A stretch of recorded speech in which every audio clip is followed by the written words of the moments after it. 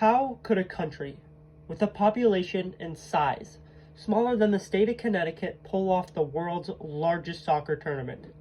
That is what millions of soccer fans were asking themselves when FIFA, soccer's international governing body, awarded the FIFA 2022 World Cup to the teeny Middle Eastern country of Qatar.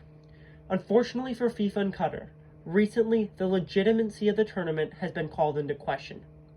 After a massive bribery scandal at FIFA's highest level and allegations of human rights violations against Qatar as they build the infrastructure necessary to host the world's most watched event. I'm your host, Josh Huss, on 1120 FM, The Eagle, and today we will examine these controversies and decide if FIFA should move the World Cup out of Qatar. Played once every 4 years, the FIFA World Cup is the premier event in international soccer, attended by millions and viewed by billions. 17 countries have hosted the FIFA World Cup, and it is an extremely competitive process. In 2010, Qatar won the hosting duties, awarded by FIFA's executive committee. However, when the tournament was awarded in 2010, FIFA was in the midst of its largest bribery scandal ever. In 2014, just 4 years after winning the rights to the tournament, a top Qatar soccer official involved in the bid alleged that Qatar paid between $1.5 and $2 million to numerous top soccer officials to secure the votes necessary for Qatar to host the World Cup. In 2015, controversy kept piling on as law enforcement agents arrested dozens of top FIFA officials in Zurich prior to a meeting between top FIFA officials. These officials included multiple current and former FIFA vice presidents and led to the resignation of FIFA's president and a 7-year ban from FIFA activities. For most, the allegations of bribery dwarf the other controversy that faces the 2022 World Cup, which is the basic human rights violations against Qatar as the country scrambles to prepare for the tournament. In order to host the World Cup, countries must create state-of-the-art stadiums. World Cup games will be played at 8 venues across Qatar, and 7 of them are being built from scratch. Building these stadiums are migrant workers, who make up 95% of the workforce in Qatar.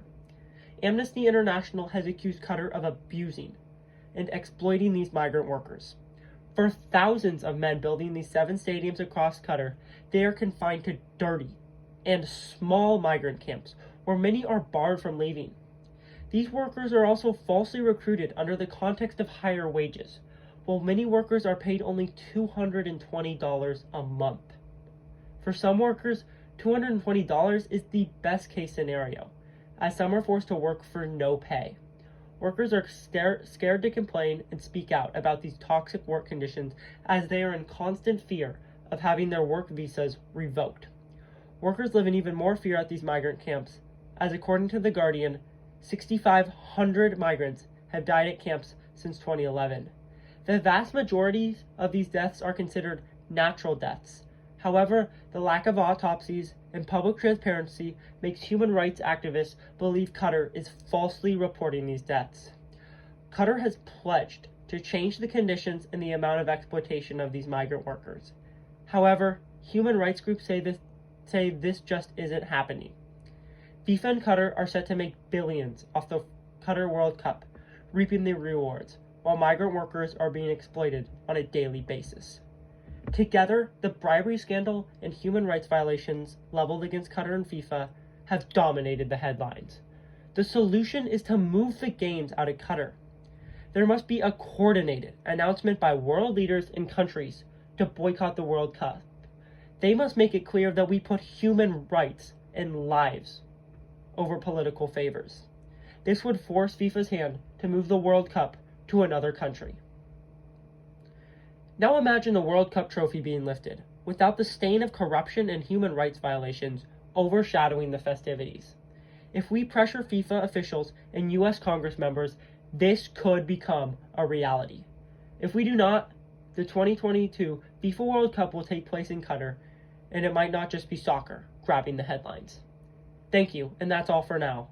I'm your host, Josh Huss. See you next week on 1120 FM, The Eagle.